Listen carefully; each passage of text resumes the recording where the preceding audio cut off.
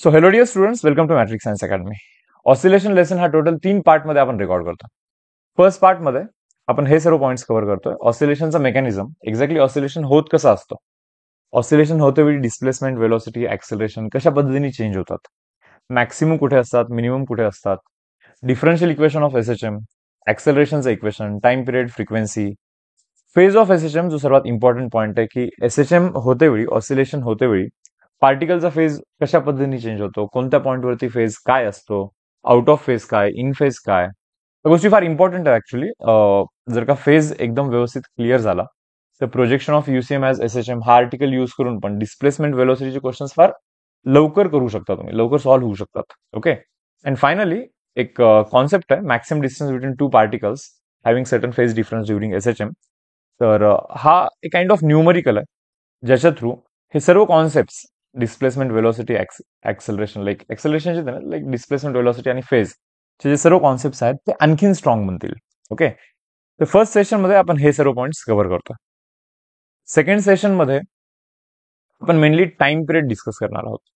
अलग अलग केसेस आहेत ऑसिलेशनचे. सिंपल पेंडुलम आहे, सिंपल पेंडुलमच्या केसमध्ये टाइम पिरियड, पेंडुलम आहे बट लिक्विडमध्ये ऑसिलेट होतोय, इलेक्ट्रिक फील्डमध्ये ऑसिलेट होतोय, लिफ्ट वरती जाते खालती येते विथ सम ऍक्सेलरेशन, तेव्हा पेंडुलमचा टाइम पिरियड काय असतो. पेंडुलम ऍक्सेलरेटेड कारमध्ये आहे, ट्रेनमध्ये आहे, सर्क्युलर टर्न घेतोय. देन पेंडुलम, दोन पेंडुलम बेसिकली रिलीज केल्यानंतर एक कॅटेगरी आहे, लाईक सेकंड सेशनमध्ये आपण हे पाहूया.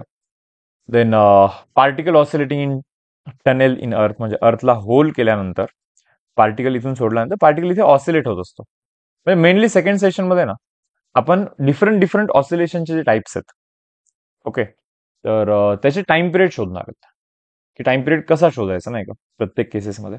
तर मेनली टाइम पिरियडचं डिस्कशन सेकंड सेशनमध्ये, आणि तिसरा जो सेशन आहे त्यामध्ये आपण डिस्कस करतो potential energy, kinetic energy, composition of SHM, दोन एसएचएम ओव्हरलॅप केल्यानंतर रिझल्टंट एसएचएम कसा बनतो, स्प्रिंगचे खूप सारे क्वेश्चन्स आहेत, स्प्रिंग्स इन सिरीज, पॅरलल, स्प्रिंगला कट केल्यानंतर काय. ओके.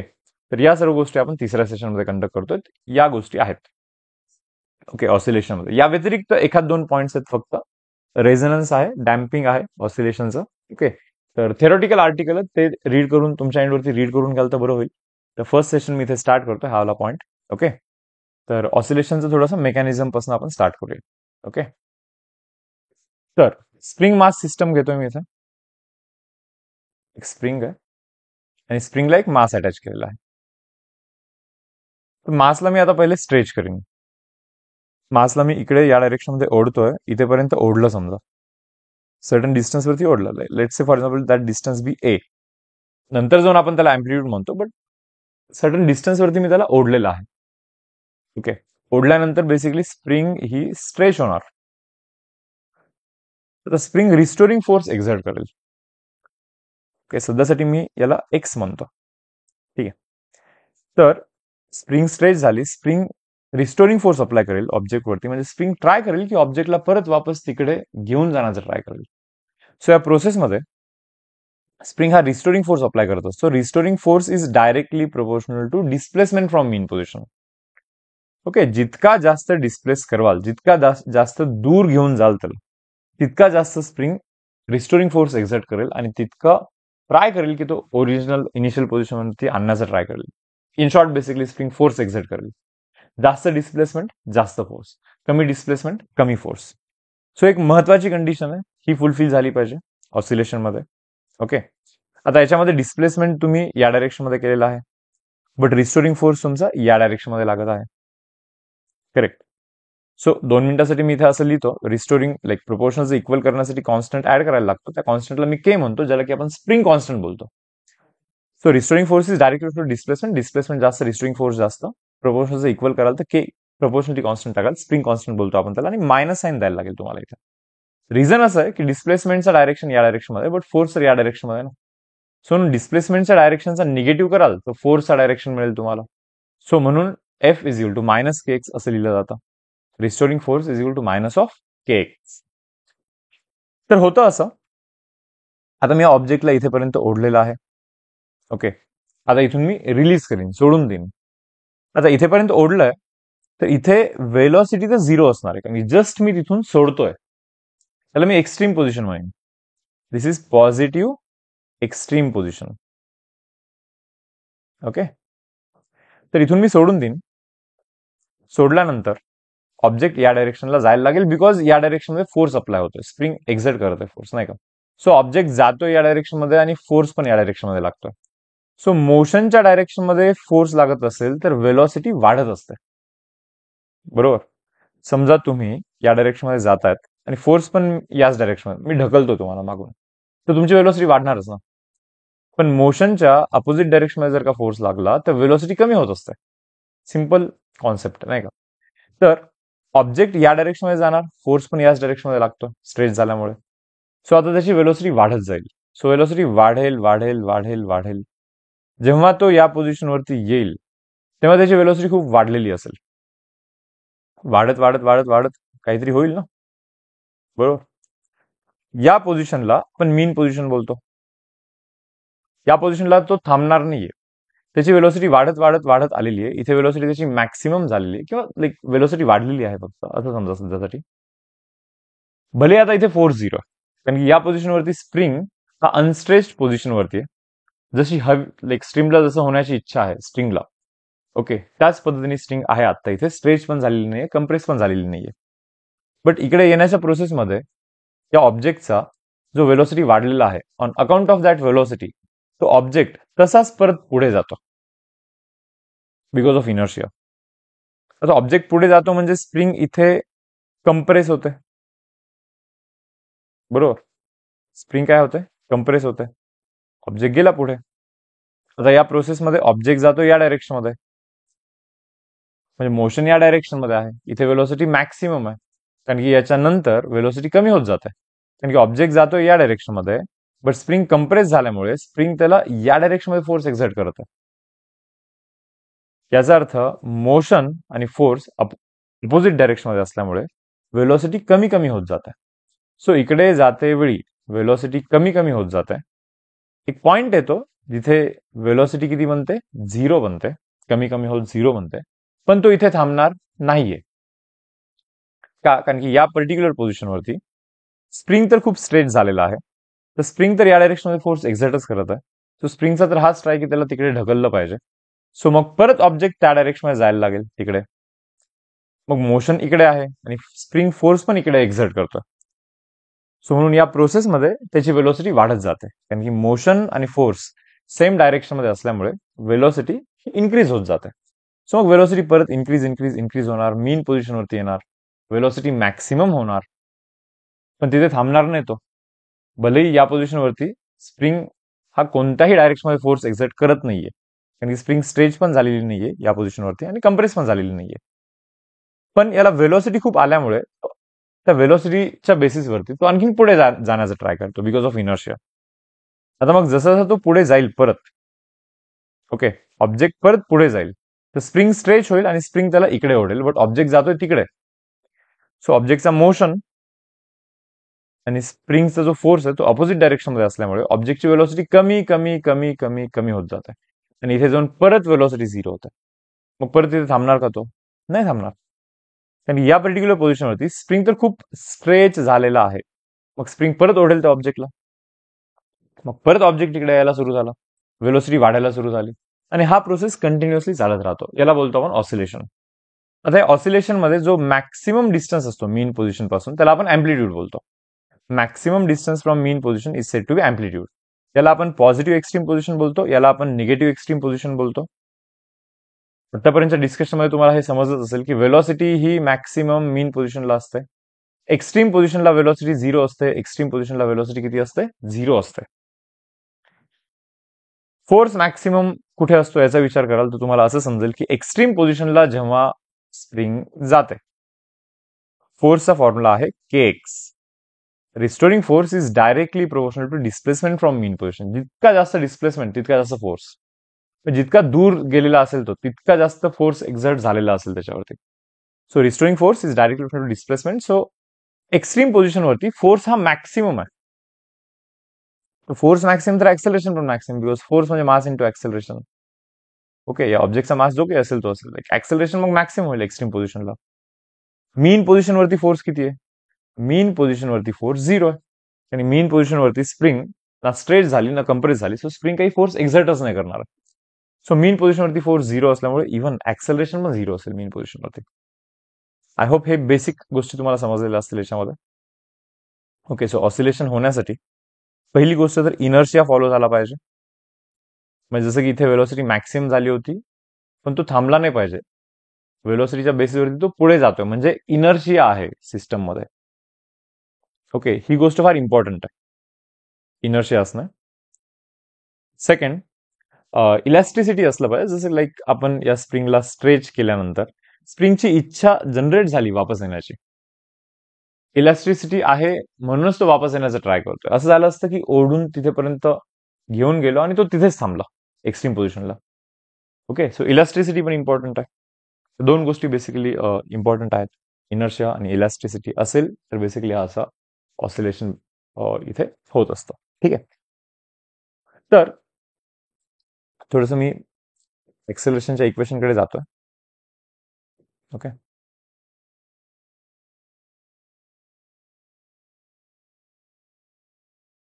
ठीक आहे. सो मायनस साईन इथे इंडिकेट केलेला आहे आपण. सो हा जो फोर्स एक्झर्ट होतोय ऑब्जेक्टला एक्स डिस्टन्सने इकडे आणला आपण, सो रिस्टोरिंग फोर्स जो एक्झर्ट झालेला आहे. ओके, तर त्या रिस्टोरिंग फोर्समुळे हा जो मास आहे एम मास, तर हा फोर्स याच्यावरतीच लागणार असल्यामुळे तो मास ऍक्सेलरेट होतो. So force is equal to mass into acceleration that is equal to minus of k into x. So ऍक्सेलरेशनची व्हॅल्यू बनलेली आहे minus k by M into x. ऍक्सेलरेशनची व्हॅल्यू किती बनलेली आहे, minus k divide by M into x. So ऍक्सेलरेशनचं equation आलेलं आहे. So acceleration is equal to, हे बघा मायनस के बाय एम ला ओमेगा स्क्वेअर बोलला जातं. मी सांगतो ओमेगा स्क्वेअर एक्झॅक्टली काय आहे. एक 5-1 मिनिटं होल्ड करा, येईल तो. तसं प्रोजेक्शन ऑफ युसीएम एज एसएचएम मध्ये येईल, बट एक 5 ते 10 मिनिटांमध्ये तो पॉईंट मी इंट्रोड्यूस करतो इथे. ठीक आहे, सो ऍक्सेलरेशन के सध्यासाठी असं पकडून चाला, k by m is nothing but omega square. K by m म्हणजे काय, omega square. So acceleration is minus omega square x. हा बनला ऍक्सेलरेशनचा फॉर्म्युला. ऍक्सेलरेशन मॅक्सिमम किती, तर का कोणी विचारलं मॅक्सिमम ऍक्सेलरेशन किती, मॅक्सिमम ऍक्सेलरेशनसाठी एक्सची व्हॅल्यू मॅक्सिमम टाकायची म्हणजे अँप्लिट्यूड. अँप्लिट्यूड पेक्षा जास्त डिस्प्लेसमेंट होऊ शकते का, नाही होऊ शकत.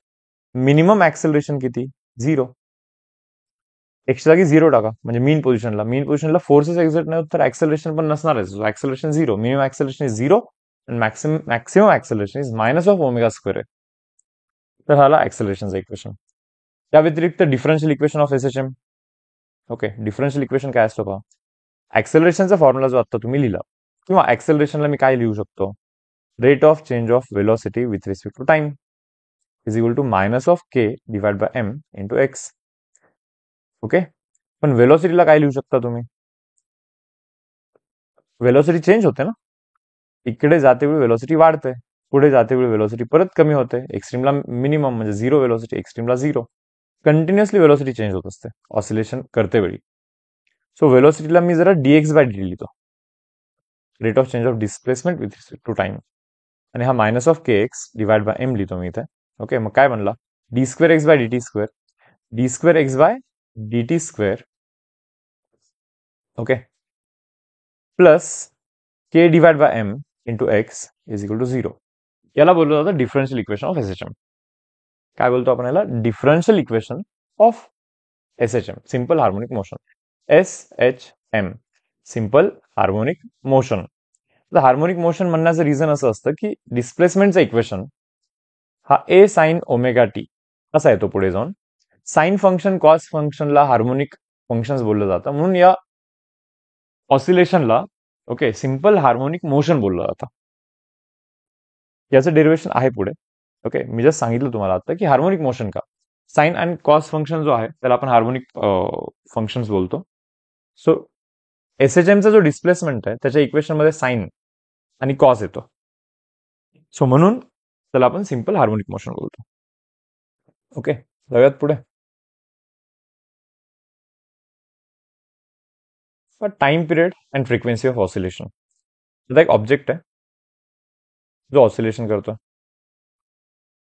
ओके, जिथून कुठून स्टार्ट झाला असेल, समजा इथून स्टार्ट झाला आहे, इथून इथे जाणार, मग परत वापस इथे येणार, परत वापस इथे जाणार, परत वापस इथे येणार. बरोबर, 1 2 3 4.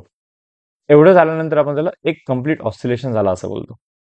सो कम्प्लीट एक ऑसिलेशन करण्यासाठी जो काही टाइम लागतो त्याला बोलतो आपण time period of S H M. So time period of S H M is equal to 2 pi divide by omega. आणि टाइम पिरियडचा फॉर्म्युला 2 पाय बाय ओमेगा असणार. तुम्ही म्हणणार परत ओमेगा म्हणजे काय? हे बघा ओमेगा म्हणजे काय हे मी तुम्हाला सांगतो पहिले. पहा, एक सर्कल ड्रॉ करतो मी इथे.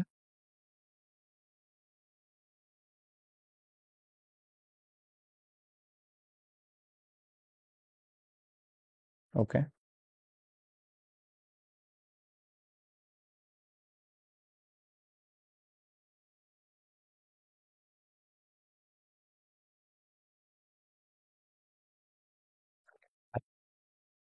सो पार्टिकल आहे इथे. सध्या आपण थोडंसं मिक्स करून शिकतो हे सर्व आर्टिकल. ओके. तर पार्टिकल सध्या इथे आहे. मी projection of UCM as S H M करतोय आता. पार्टिकल इथे आहे. ऑसिलेट करणारा पार्टिकल इथून इकडे जाईल, वापस इथे येईल, परत इकडे जाईल, परत वापस इथे येईल. आता याला करस्पॉन्डिंग एक सर्क्युलर मोशनचा पार्टिकल मी इथे इमॅजिन करतो. हे सर्क्युलर मोशन वाला पार्टिकल हा इमॅजिनरी आहे, ऍक्च्युअल मध्ये प्रेझेंट नाहीये. पण जेव्हा हा पार्टिकल इथे आहे तेव्हा सर्क्युलर मोशन करणारा जो पार्टिकल आहे तो इथे आहे. आता पार्टिकल इथून पुढे जाईल, समजा तो इथे गेला, तर सर्क्युलर मोशन करणारा पार्टिकल जो आहे एक्झॅक्टली त्याच्या खालती तो इथे आला. पार्टिकल आणखीन थोडा पुढे जाईल, इथे आला. एस एच एम करणारा पार्टिकल इकडे जातोय, बरोबर. तो सर्क्युलर मोशन करणाराही पार्टिकल पुढेच जातोय, इकडेच जातोय. सो पार्टिकल इथे गेला एक्स्ट्रीम पोझिशनवरती, आणि सर्क्युलर मोशन करणारा पार्टिकल पण इथेच आला एक्स्ट्रीम पोझिशनवरती. सो जर का तुम्ही हे नोटीस कराल तर ऑसिलेशन करणाऱ्या पार्टिकलने इथून इथेपर्यंत गेलेला आहे. सो 1/4 ऑसिलेशन कंप्लीट केलेलं आहे. आणखीन हे झालेलं आहे, तर हे बाकी आहे, हे बाकी आहे, हे बाकी आहे. सो 1/4 ऑसिलेशन कंप्लीट झालंय. आणि इव्हन सर्क्युलर मोशन करणारा जो पार्टिकल आहे ना, त्यांनी पण 1/4 सर्कलच केलेला आहे. त्याचं पण आणखीन 1, 2, 3, बरोबर एवढा पार्ट बाकी आहे.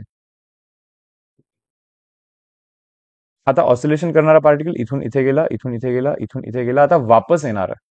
सो ऑसिलेशन करणारा पार्टिकल आता इथे येतोय. समजा इथे आला, तर इथून वापस इथे आला, तर इथून सरळ सरळ वरती एक परपेंडिक्युलर टाकायचा किंवा प्रोजेक्शन टाकायचं असं, आणि असं म्हणायचं की सर्क्युलर मोशन करणारा पार्टिकल हा इथून इथे गेलाय. ऑसिलेशन करणारा पार्टिकल इथून इथे आला.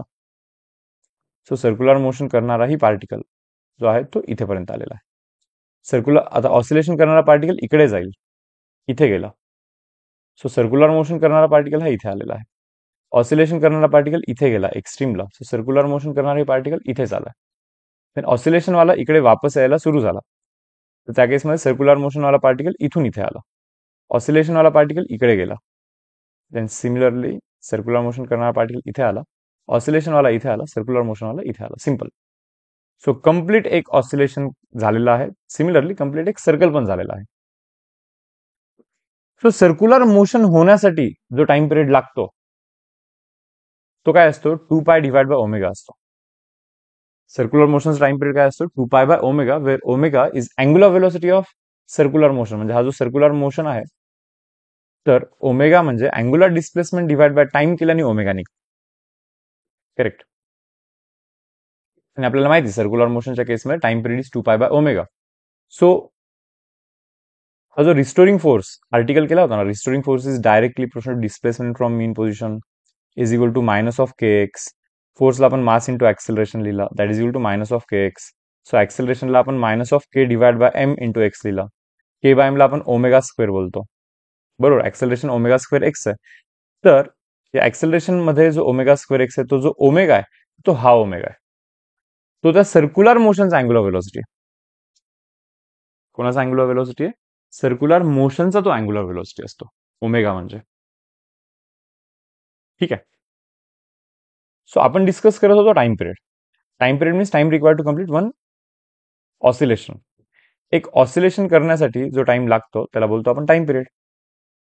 So time period is equal to oscillation करण्यासाठी जेवढा टाइम लागतो तेवढाच टाइम सर्क्युलर मोशन करण्यासाठी लागतो. सो म्हणजे सर्क्युलर मोशनचा टाइम पिरियड म्हणजे ऑसिलेशनचा टाइम पिरियड. सो असं आपण इथे ट्रीट करतो. ओके. राहिला प्रश्न फ्रिक्वेन्सीचा. So frequency means number of oscillation per second. म्हणजे एका सेकंडमध्ये किती ऑसिलेशन झाले. समजा एका सेकंडमध्ये असे 4 ऑसिलेशन झाले. So frequency is 4. असं बोलणार आपण, frequency is equal to what, 4. आणि तुम्हाला माहिती relation, frequency is equal to 1 divide by time period. Logically असं समजून घ्याल, टी सेकंड मध्ये एक ऑसिलेशन होतं, टी सेकंड मध्ये एक ऑसिलेशन होतं. तर एका सेकंड मध्ये किती ऑसिलेशन होतात? नाही, एका सेकंड मध्ये जेवढे ऑसिलेशन होतात त्याला सर एफ म्हणतो आपण. करा cross multiplication, T into F is equal to 1 into 1. So therefore frequency is equal to 1 divide by time period. So फ्रिक्वेन्सीचा फॉर्म्युला काय बनतो? 1 डिवाइड बाय टाइम पिरियड हा बनतो फ्रिक्वेन्सीचा फॉर्म्युला. चलो आणखीन थोडंसं डिटेलमध्ये स्टडी करूया. पुढे पहा आता, फेज ऑफ एसएचएम. एसएचएमचा फेज म्हणजे काय? आता पहा, पार्टिकल आहे इथे. ओके, ऑसिलेट करणारा जो पार्टिकल आहे तो आहे इथे. तर सर्क्युलर मोशन करणारा पार्टिकल आहे इथे. वर्टिकल सोबत ओके सेंटर आणि पार्टिकलला जॉईन करणारी लाईन, ही जरा लाईन ड्रॉ करतो मी इथे वाली. ठीक आहे, तर ही लाईन वर्टिकल सोबत, म्हणजे वर्टिकल सोबत ही लाईन किती अँगल करत आहे? तर 0 डिग्री अँगल करत आहे. आता जेव्हा पार्टिकल इथून इथे जातो, let's say for example this is a/2. किती हा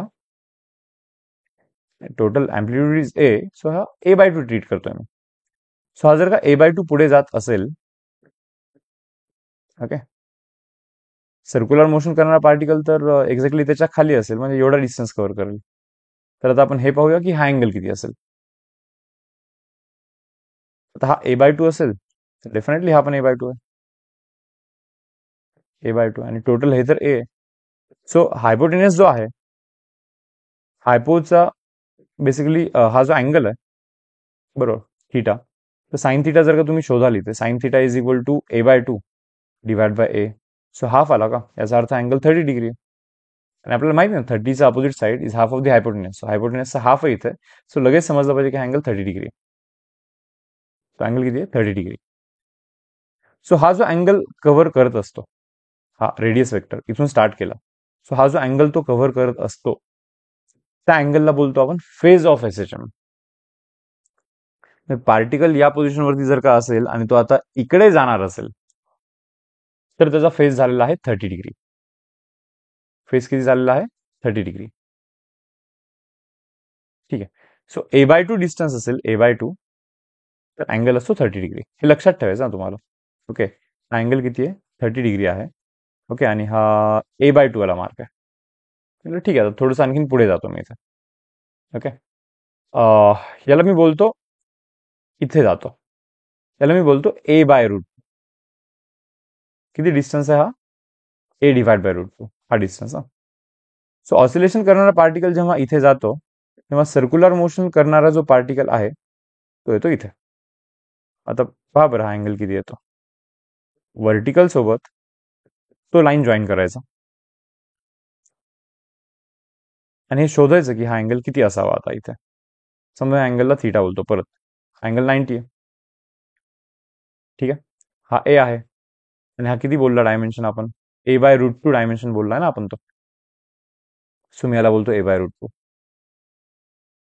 पण आपल्याला माहिती साइड अपोजिट टू 45, 45च्या opposite side is 1/√2 times hypo. Hypo a आणि हायपोच्या 1/√2 टाइम्स आहे, याचा अर्थ हा अँगल 45 डिग्री असला पाहिजे. सो a/√2 चा जो मार्क आहे, a/√2 चा जो मार्क आहे तो 45 डिग्री आहे, असं तुम्ही इथे समजून घ्याल. किती डिग्री आहे? 45 डिग्री आहे. याचा यूज करून डिस्प्लेसमेंटचे क्वेश्चन खूप इझिली होऊ शकतात. जसं की कोणी विचारलं तुम्हाला इथून इथे जायला किती वेळ लागतो, ऑसिलेट समजा टाइम पिरियड बी टी, टाइम पिरियड किती आहे? टी. ऑसिलेट करणाऱ्या पार्टिकलचा एसएचएमचा जो टाइम पिरियड आहे, लेट दॅट बी टी. तर मी तुम्हाला असं विचारतो की इथून इथे जाण्यासाठी किती वेळ लागतो? तर इथून इथे जाणे म्हणजे इथून इथे जाणे सर्क्युलर मोशनच्या केसमध्ये, म्हणजे इथून इथे जाणे. तर पण हा तर अँगल 30 डिग्री आला होता ना आता. मग सांगा बरं, 360 डिग्रीसाठी टी टाइम लागत असेल तर 30 डिग्रीसाठी किती टाइम लागतो? t/12 ना. 360चा 1/12 आहे 30, म्हणून टीचा 1/12 इज t/12. सो म्हणजे या पॉइंट पासून या पॉइंट वरती जाण्यासाठी ओके T/12 एवढा टाइम लागतो. परत एक वेळेस समजून घ्याल. समजा कोणी क्वेश्चन असा केला की या पॉइंट पासून मीन पोझिशन पासून हा जो पॉइंट आहे ना इथे A/√2 इथेपर्यंत जाण्यासाठी किती वेळ लागतो. तर पहा इथून इथेपर्यंत जाण्यासाठी जेवढा वेळ लागतो तेवढाच वेळ इथून इथेपर्यंत जाण्यासाठी लागतो. आणि इथेपर्यंत जाणे म्हणजे 45 डिग्री कव्हर होणार. आता जॉमेट्री वापरला होता ना, A/√2 पकडला होता आपण, मग हा अँगल 45 काढला होता आपण. सो सध्यासाठी तुम्ही आता हे समजून घेतलं करेक्ट. सो 45 A/√2 म्हणजे 45 डिग्री. सो इथून इथे जाणे म्हणजे इथून इथे जाणे, इथून इथे जाणे म्हणजे 45 डिग्री जाणे. तर मी असं लिहितो 360 डिग्री कव्हर करणे. बरोबर. एवढं करण्यासाठी टाइम पिरियड एवढा म्हणजे T टाइम लागतो. तर 45 डिग्री जाण्यासाठी किती टाइम लागला पाहिजे. T/8 टाइम लागला पाहिजे नाही का. 360चा 1/8 केला तर 45 येतो. सो Tचा 1/8 कराल तर T/8 आला पाहिजे. देन नेक्स्ट समजा हा √3a/2 आहे हा पॉइंट.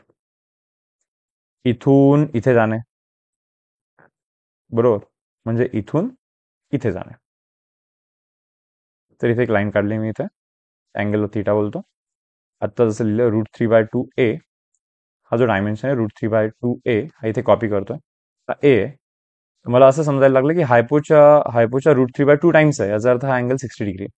म्हणजे 60चा opposite is √3/2 times hypo. Correct.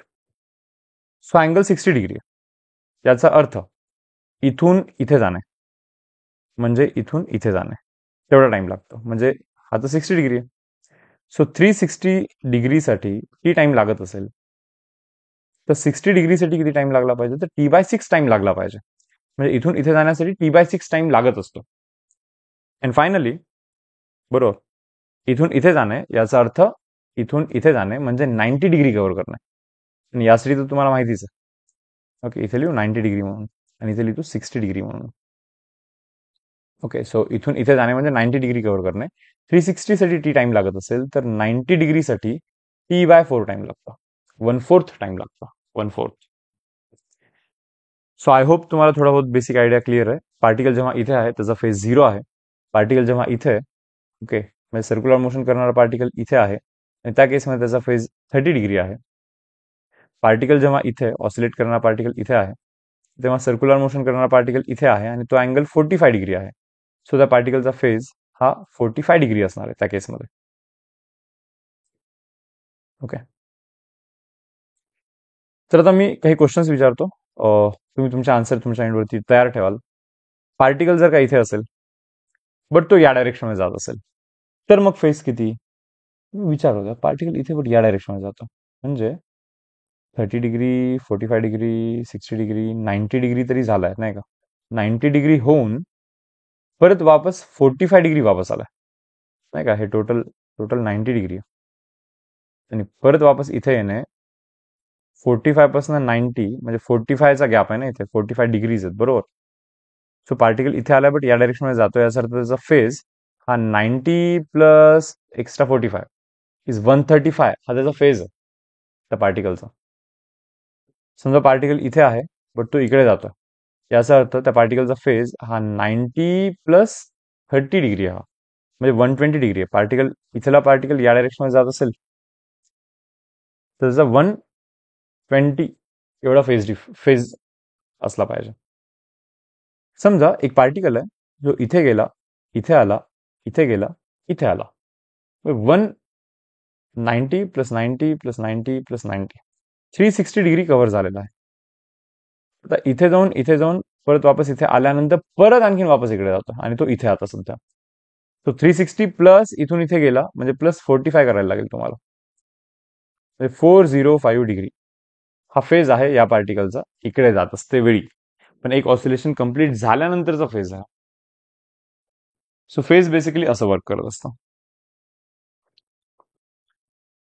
आता मी 2 पार्टिकल सांगतोय तुम्हाला. समजा एक particle let's say for example एक पार्टिकल इथे आहे एक पार्टिकल इथे आहे. फेज डिफरन्स किती आहे. दोघे इकडे जात असतील तर याचा फेज 45 याचा phase 30 so phase difference is 15 degree. पण समजा एक पार्टिकल इथे आहे जो या डायरेक्शन मध्ये जातोय आणि एक particle let say for example इथे आहे, जो की A/2 वरती आहे. A/2 बोललो की लगेच समजून घ्या तुम्ही 30 डिग्री असला पाहिजे.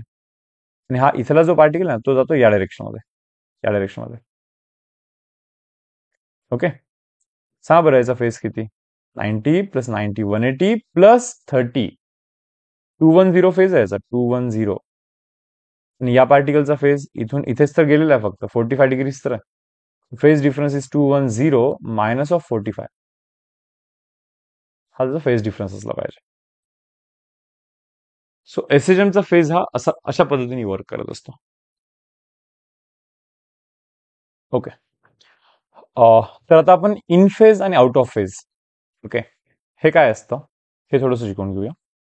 इन फेज आणि आउट ऑफ फेजचे कॉन्सेप्ट क्विकली थोडंसं रिवाइज पण होऊन जाईल तुमचं. आता पहा, या पॉइंटवरती ओके पार्टिकलचा फेज असतो 0. देन एक्झॅक्टली मिडल म्हणजे A/2 ला फेज असतो 30 डिग्री. देन A/√2 ला फेज असतो 45 डिग्री. देन √3/2 ला ओके फेज असतो 60 डिग्री. आणि इथे फायनली इथे फेज असतो 90 डिग्री. सिमिलरली या साईडला पाहाल, A/2 ला अगेन लाईक 30 45 60 90, परत वापस येते वेळी 90 प्लस हा गॅप 30 आहे ना, म्हणजे 120. बरोबर, 120 प्लस 15 कराल 135, 135 प्लस अगेन 15 कराल, ओके 150, परत 30 करा 180, 180 प्लस परत 30 डिग्री. A/2 बोललो की 30 डिग्री हे समजून घ्यायचा हा गॅप 210. देन सेम हा पॅटर्न करत राहाल. तर आउट ऑफ फेज याचा अर्थ दोन पार्टिकल मध्ये फेज डिफरन्स जो आहे तो 180 डिग्री असला पाहिजे. फेज डिफरन्स 180 डिग्री असणे म्हणजे out of phase. Phase difference हा 180 डिग्री असणे म्हणजे out of phase. For example, एक पार्टिकल सुरू झाला आहे या डायरेक्शनमध्ये, ओके, तो गेलाय समजा इथे, लेट्स से फॉर एक्झाम्पल इथे. त्यानंतर मग सेकंड पार्टिकल स्टार्ट झाला आहे. आता हा पुढे जात राहील कंटिन्युअसली. समजा हा गेला पुढे इथे, ओके, हा पण मग पुढे येत राहील, इथे आला, हा आता वापस येतो इकडे, बरोबर, हा पण थोडंसं पुढे जातोय, थोड्या वेळानंतर हा इथे येतोय आणि हा पण इथे येतोय. करेक्ट, दोन्ही पार्टिकल इथे जातात सध्या. पण याच्यानंतर हा पार्टिकल इकडे जाणार आहे आणि हा पार्टिकल इकडे जाणार आहे. सो काही मुलांना असं वाटतं की जेव्हा दोन पार्टिकल अपोजिट डायरेक्शनमध्ये जातात तेव्हा आउट ऑफ फेज. हे असं नाहीये. दोन पार्टिकल अपोजिट डायरेक्शनमध्ये जात आहेत याचा असा अर्थ नाही की ते आउट ऑफ फेज आहेत. यांच्यामध्ये फेज डिफरन्स हा 90 डिग्री आहे. ओके, हा इकडे जातोय, हा इकडे जातोय, हा इकडे जातोय, याचा अर्थ यांनी 90 प्लस 45 ऑलरेडी कव्हर केलेला आहे. 90 प्लस 45. आणि हा जो आहे इकडे जातोय म्हणजे यांनी फक्त 45 कव्हर केलेला आहे. मग डिफरन्स कराल तर 90 फेज डिफरन्स होतो. सो आउट ऑफ फेज केव्हा असतात? जेव्हा एक पार्टिकल इथे आहे तो या डायरेक्शनमध्ये जातोय आणि दुसरा पार्टिकल हा या डायरेक्शनमध्ये जातोय. म्हणजे एक पार्टिकलने जस्ट ऑसिलेशन स्टार्ट केलं आहे तर त्याचा फेज 0 डिग्री आहे. आणि एक जो इकडे जातोय ना तो इकडे जाऊन वापस इथे येऊन परत इकडे जातोय. म्हणजे 90 प्लस 90 इज 180. सो एकाचा फेज 180 आहे, एकाचा फेज 0 आहे. So difference is 180. सो जेव्हा फेज डिफरन्स 180 डिग्री असतो त्याला आपण आउट ऑफ फेज बोलतो. आणि इन फेजचा अर्थ काय? इन फेजचा अर्थ दोन्ही पार्टिकल इथेच आहेत आणि दोन्ही आता याच डायरेक्शनमध्ये जाणार आहेत. याला बोलतो आपण इन फेज. किंवा दोन्ही पार्टिकल इथे आहेत आणि दोन्ही पार्टिकल आता याच डायरेक्शनमध्ये जातात म्हणजे इन फेज. किंवा दोन्ही पार्टिकल इथे आहेत आणि दोन्ही पार्टिकल या डायरेक्शनमध्ये जातात म्हणजे in phase. Same state of vibration असला पाहिजे, त्याला बोलतो आपण इन फेज. बरं, आता मी काही क्वेश्चन्स विचारतो. समजा पार्टिकल इथून इथे जातो, किती वेळ लागेल? इथून इथे जाणे म्हणजे A/2 वरून A/√2 जाणे म्हणजे 30 डिग्रीवरून 45 डिग्री जाणे म्हणजे 15 डिग्री जाणे. मी म्हटलं 360 डिग्रीला तर लाईक टी टाइम लागत असेल तर 15 डिग्रीला किती टाइम लागतो? ओके, 30 डिग्रीला किती लागतो? T/12 ना, कारण की हे याचा 1/12 केलं की असा येतो. सो म्हणून T/12 आणि याचा हाफ केला की परत हा येतो म्हणजे T/24 टाइम लागतो इथून इथे जायला. ओके, देन नेक्स्ट इथून या पॉइंट पासून a/2 या पॉइंट पासून इथे जाऊन परत वापस इथे येण्यासाठी किती वेळ लागतो? हे बघा, इथून इथे जाणे म्हणजे 60 degree plus 60 degree is 120 degree. 360 डिग्रीला टी टाइम लागत असेल तर 120 डिग्रीला किती टाइम लागतो? T/3 लागतो. ओके, देन या पॉइंट वरतून हे बघा, पार्टिकल इकडे जातो. आता या पॉइंट वरतून इथे जाण्यासाठी किती वेळ लागतो? पार्टिकल इकडे जातो. सो या पॉइंट वरतून इथे जाणे म्हणजे 30 डिग्री कव्हर करणे. परत इथून इथे जाणे a/2 डिस्टन्स आहे समजा तो, तर परत 30 डिग्री कव्हर करणे. 30 plus 30 degree 60 degree. Okay, so 360 डिग्रीला टी टाइम लागत असेल तर 60 डिग्रीला T/6 टाइम लागतो. सो T/6 टाइम घेईल तो तिथेपर्यंत जाण्यासाठी. तर हे डिस्प्लेसमेंटचे क्वेश्चन्स आहेत जे की आपण फेजचा यूज करून सॉल्व्ह केलेले आहेत. तसं आणखी डिस्प्लेसमेंट वेलोसिटीचं ऍक्च्युअल इक्वेशन शोधायचं आहे. बरोबर, बट आपण projection of UCM as a SHM चा आर्टिकल यूज करून हे ऑलरेडी आता इथे सॉल्व्ह केलेलं आहे. सो आपण आतापर्यंत हे सर्व पॉइंट्स कव्हर केलेले आहेत. डिस्प्लेसमेंट वेलोसिटी आणखी पेंडिंग आहे. पण आता डिस्प्लेसमेंट वेलोसिटी पूर्वी ओके, हा एक पार्ट मी कव्हर करतो. Maximum distance between to particle having certain phase difference during SHM. किंवा असं सांगण्यात आलेलं आहे. क्वेश्चन आला होता सीईटी मध्ये की दोन पार्टिकल आहेत आणि त्या दोन पार्टिकल मध्ये फेज डिफरन्स आहे 90 डिग्री. नेहमी 90 डिग्री मेंटेन करणार आहेत ते एकमेकांमध्ये. ओके, दोन पार्टिकल मध्ये नेहमी 90 डिग्रीचा फेज डिफरन्स असणार आहे. याचा अर्थ एक पार्टिकल इथे सुरू झालेला आहे. ओके, आणि एक पार्टिकल ऑलरेडी इथे पोहोचलेला आहे. म्हणजे एक पार्टिकल 90 डिग्री पुढे गेला आणि आता तो वापस येतो. सो दोन पार्टिकल मध्ये फेज डिफरन्स हा 90 डिग्री आहे सध्यासाठी. याच्यामध्ये कसं असतं पहा की फेज अँगल हा ओके, हा युनिफॉर्म सर्क्युलर मोशन असतो. हा युनिफॉर्म सर्क्युलर मोशन असल्यामुळे ओके, एका ठराविक टाइम मध्ये दोघांचाही फेज ठराविक पद्धतीने वाढत जातो. म्हणजे let's say for example angular velocity is 10 radian और 10 डिग्री ओके पर सेकंड. प्रत्येक सेकंडला 10 डिग्री अँग्युलर वेलोसिटी, म्हणजे एका सेकंड नंतर 10 डिग्री पुढे जाणार, परत एका सेकंड नंतर परत 10 डिग्री पुढे जाणार, परत एका सेकंड नंतर परत 10 डिग्री पुढे जाणार. याचा अर्थ प्रत्येक सेकंडला फेज 10 डिग्रीनी वाढत राहणार, असा याचा अर्थ दोघांचाही. म्हणजे समजा आता हा पार्टिकल इथे आहे, एका सेकंड नंतर त्याचा तो इथे पोहोचेल म्हणजे 10 डिग्री फेज वाढला, आणि हा पण तर एका सेकंड मध्ये इथे पोहोचला म्हणजे 90 प्लस 10 100 डिग्री फेज झाला. सो याचा 10 झाला तर इथे 100 झाला, 10 झाला तर 100 झाला. डिफरन्स 90 डिग्री मेंटेन आहे आताही, प्रोव्हाइडेड दोघांचा टाइम पिरियड सेम आहे, तेव्हा हे असं लाईक व्हॅलिड आहे. तर क्वेश्चन पाहून घेऊया आपण आधी. सो एक पार्टिकल इथे जो या डायरेक्शन मध्ये जातो, एक पार्टिकल इथे जो आता या डायरेक्शन मध्ये येणार आहे, आणि या दोन पार्टिकल मध्ये फेज डिफरन्स 90 डिग्री आहे. तर ड्युरिंग SHM त्यांच्यामध्ये मॅक्सिमम डिस्टन्स हा किती जनरेट होऊ शकतो? बरोबर, या SHM मध्ये त्यांच्यामध्ये मॅक्सिमम पॉसिबल डिस्टन्स किती होऊ शकतो?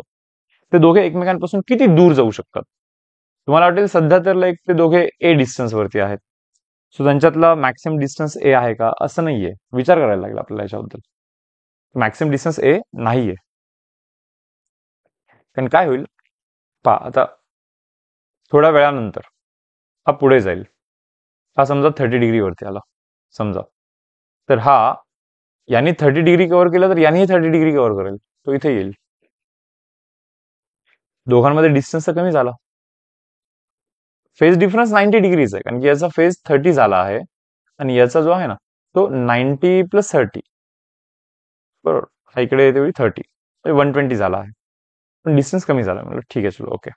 आणखीन थोड्या वेळानंतर हा इथून इथे जाईल, म्हणजे 30 वरून 45 म्हणजे 15 डिग्री पुढे जाईल.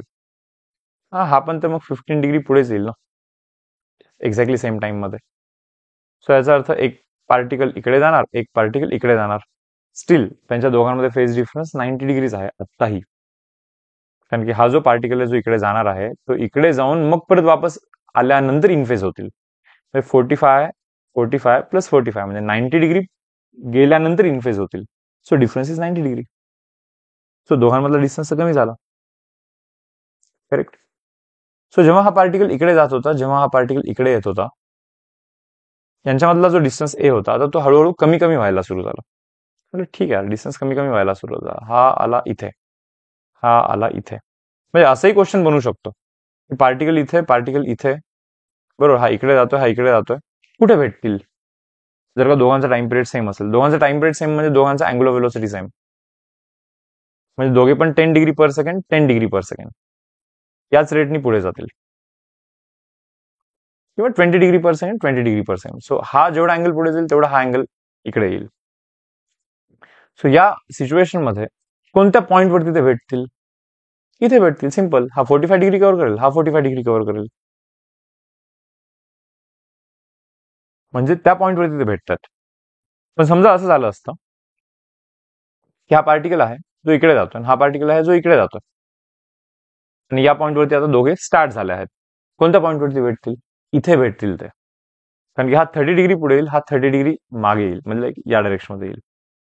दोघांनी सेम अँगल कव्हर केला पाहिजे. सो या पॉइंटवरती बेसिकली ते भेटणार आहेत.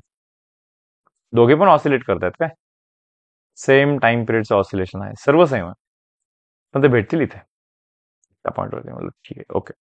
चलो, सो दोन पार्टिकल जे होते आपले, दोघांमध्ये जो डिफरन्स होता, phase difference, that was 90 degree. So currently दोघांमध्ये अँगल हा, सॉरी, दोघांमध्ये डिस्टन्स हा ए आहे, पण तो डिस्टन्स आता हळूहळू कमी होईल, जसं जसं हा इकडे येतोय, जसं जसं हा तिकडे जातोय, तो डिस्टन्स कमी व्हायला लागेल. ते भेटतील इथे, म्हणजे हा 45 डिग्री कव्हर करेल, हा 45 डिग्री कव्हर करेल. आता यानंतर काय होतं सांगतो, हा इकडे जातो आणि एक पार्टिकल इकडे जातो. सो हा पार्टिकल परत 45 डिग्री इकडे येतो, आणि इथला पार्टिकल 45 डिग्री इकडे जातो. म्हणजे आता अशी सिच्युएशन झालेली आहे की इथे असणारा पार्टिकल आता इथे आलाय, आणि इथे असणारा पार्टिकल आता इथे गेलाय. सो हा पार्टिकल आता पुढे जाणार आहे इकडे, आणि हा पण पार्टिकल इकडेच जाणार आहे. सध्या दोघांमधला डिस्टन्स भलेही ए आहे, पण या इन्स्टंटच्या नंतर दोघांमधला डिस्टन्स आता वाढणार आहे. दोघांमधला जो डिस्टन्स आहे तो काय होणार आहे? वाढणार आहे. का वाढेल? हा पार्टिकल मीन पोझिशन वरती आहे, हा पार्टिकल मीन पोझिशन वरती आहे. सो मीन पोझिशनच्या आसपास स्पीड खूप जास्त असते ना, म्हणजे हा फास्ट जाणार आहे. आणि एक्स्ट्रीम पॉइंट वरती स्पीड 0 असल्यामुळे जसा इकडे येतोय ना, तर स्पीड आता हळूहळू त्याची वाढेल खरं, पण इथे स्पीड त्याची कमी आहे. स्पीड याची जास्त आहे इथे, आणि याची स्पीड कमी आहे. तो जास्त स्पीड असल्यामुळे तो जास्त पुढे जाईल, आणि हा हळूहळू ओके त्याचा पिछा करेल. म्हणजे या इन्स्टंट नंतर पुढच्या इन्स्टंट वरती हा जो डिस्टन्स सध्या ए दिसतोय तो ए पेक्षा जास्त होईल डिस्टन्स, कारण की हा फास्ट जाणार आहे आणि हा हळू जाणार आहे. आता हा जसं जसं पुढे पुढे पुढे पुढे जात राहील, तशी तशी याची वेलोसिटी कमी कमी कमी होत राहील. पण भलेही कमी होत आहे, पण तरी पण याची वेलोसिटी आता याच्या वेलोसिटीपेक्षा जास्तच असल्यामुळे, याची वेलोसिटी जास्तच असल्यामुळे हा जास्त फास्ट पुढे जाईल, आणि हा हळूहळू कॅच करायला लागेल. आता ग्रॅज्युअली काय होईल, याची वेलोसिटी कमी कमी कमी कमी कमी होत एक पॉइंट येईल की याची वेलोसिटी आणि याची वेलोसिटी इकडे तेवढी वाढते वाढते वाढते वाढते वाढते वाढते वाढत जाईल. ओके, सो याची वेलोसिटी वाढत गेल्यामुळे, बरोबर, एकाची वेलोसिटी कमी होती, एकाची जास्त होती, याची जास्त होती, याची वेलोसिटी आता कमी होत आहे, आणि याची वेलोसिटी वाढत आहे. दोघांची वेलोसिटी सेम होईल कधी ना कधी. जेव्हा दोघांची वेलोसिटी सेम होईल तेव्हा त्या दोघांमध्ये डिस्टन्स मॅक्सिमम असेल. त्यावेळी तर दोघांमध्ये डिस्टन्स कसं असेल? मॅक्सिमम असेल. आणि या पॉइंटच्या नंतर ओके याची वेलोसिटी कमी होत राहील, आणखीन कमी होईल ना, म्हणजे याची वेलोसिटी कमी होईल या पार्टिकलची, कारण की हा एक्स्ट्रीमला अप्रोच करायला लागला, आणि एक्स्ट्रीम पोझिशनवरती तुम्हाला माहिती आहे वेलोसिटी 0 असते. सो आता याची वेलोसिटी कमी कमी होत राहील. आधी कमीच होत होती, पण आता आता या पोझिशनवरती दोघांची वेलोसिटी सेम झालेली आहे. ओके, आणि यानंतर याची वेलोसिटी आता आणखीन कमी होईल, आणि याची वेलोसिटी वाढत राहील. याचा अर्थ हा स्लोली पुढे जातोय, बट हा फास्ट कॅच करायला येतोय. आता या दोघांमधला जो गॅप आहे हा कमी कमी होत राहील. म्हणजे या इन्स्टंट नंतर दोघांमधला गॅप हा कमी होणार असल्यामुळे या इन्स्टंट वरती जो दोघांमध्ये डिस्टन्स आहे तो मॅक्सिमम डिस्टन्स आहे. सो मॅक्सिमम डिस्टन्स अचीव करण्यासाठी ओके 90 डिग्री जो फेज डिफरन्स होता त्या दोन पार्टिकलमध्ये, तर अशी सिच्युएशन आणायची की एका पार्टिकलला इथे पाठवायचं आणि एका पार्टिकलला इथे पाठवायचं. एका पार्टिकलला 45 डिग्री इकडे पाठवायचं, एका पार्टिकलला 45 डिग्री तिकडे पाठवायचं. दोघांमध्ये फेज डिफरन्स 90 डिग्री होता ना. सो एक 45 डिग्री इकडे आणि एक 45 डिग्री तिकडे. याला याला याला इथे कॅच करायचं असेल याला तर 45 प्लस 45 90 डिग्री कव्हर करायलाच लागतो. So phase difference 90 degree maintain केलाय मी ऑलरेडी. पण मॅक्सिमम डिस्टन्स हवा असेल तर एक 45 डिग्री इकडे, एक 45 डिग्री इकडे. तुम्ही म्हणणार असं का 45 इकडे 45 इकडे का? तुम्हाला समजलं या दोन पोझिशनवरती दोघांची वेलोसिटी आता सेम आहे. त्याच्यानंतर याची वेलोसिटी कमी होणार आहे आणखीन आणि याची वेलोसिटी वाढणार आहे आणि हा कॅच करायला जाणार आहे याला. पण या पोझिशनवरती तर वेलोसिटी सेम आहे ना. आता आणखीन वेलोसिटीचं इक्वेशन लिहिला शिकवला नाही मी, बट हा रिव्हिजन आहे, थोडं बहुत बेसिक आयडिया असेल तुम्हाला असं ॲज्युम करतो. So velocity equation is omega under root of A square minus X square असतो. करेक्ट. आता या दोन पॉईंटवरती वेलोसिटी सेम जर का एक्सपेक्ट करत असाल तुम्ही तर त्या दोन पॉईंटवरती डिस्प्लेसमेंट सेम असला पाहिजे. म्हणजे हा डिस्प्लेसमेंट आणि हा डिस्प्लेसमेंट सेम असला पाहिजे. दोन पॉईंटवरती डिस्प्लेसमेंट सेम असला पाहिजे याचा अर्थ दोघांचा फेज पण सेम असला पाहिजे. फेज सेम असला पाहिजे म्हणण्यापेक्षा एक पार्टिकल जर का 45 डिग्री तिकडे असेल तर दुसरा पार्टिकल 45 डिग्री इकडे असला पाहिजे असं म्हणायचं मला. आता एक पार्टिकल 45 डिग्री तिकडे याचा अर्थ डिस्टन्स हा a/√2 असला पाहिजे आणि एक पार्टिकल 45 डिग्री इकडे याचा अर्थ हा पण जो डिस्टन्स आहे तो पण a/√2 असला पाहिजे. मग a/√2 प्लस a/√2 ऍडिशन कराल तर 2a डिवाइड बाय √2 बनतो and which is equal to √2a. तर त्या दोघांमध्ये डिस्टन्स हा √2a बनतो. So maximum possible distance is √2a. 90 degree phase difference maintain करत असतील ना ते दोघे, सेम अँप्लिट्यूड आणि सेम टाइम पिरियडचं ऑसिलेशन करत असतील तर दोघांमध्ये एका पॉइंटवरती √2a एवढा डिस्टन्स जनरेट होतो. समजा या क्वेश्चनला आणखीन थोडंसं वेगळ्या पद्धतीने देतो. एक पार्टिकल इथे आहे, इकडे जाणार आहे, एक पार्टिकल इथे आहे जो इकडे जात आहे. सो दोघांमध्ये फेज डिफरन्स किती आहे सध्या? 60 डिग्री आहे. तर दोघांमध्ये फेज डिफरन्स जर का 60 डिग्री असेल, ओके, तर त्या दोघांमध्ये मॅक्सिमम डिस्टन्स किती अचीव्ह करू शकतो आपण? मॅक्सिमम डिस्टन्स अचीव्ह करायचं असेल 60 डिग्री फेज डिफरन्स मेंटेन करून, ओके, तर एक पार्टिकल इकडे गेला पाहिजे 30 डिग्रीवरती, एक पार्टिकल इथे असला पाहिजे 30 डिग्रीवरती. सो या पर्टिक्युलर पोझिशन्स वरती हा 30 प्लस 30 क्रॉस करून 60 कव्हर झाल्यानंतर याला कॅच करेल. हा इकडे जातोय आणि हा इकडे जातोय, बरोबर ना. सो फेज डिफरन्स 60 आहे आणि डिस्टन्स पण दोघांमध्ये maximum.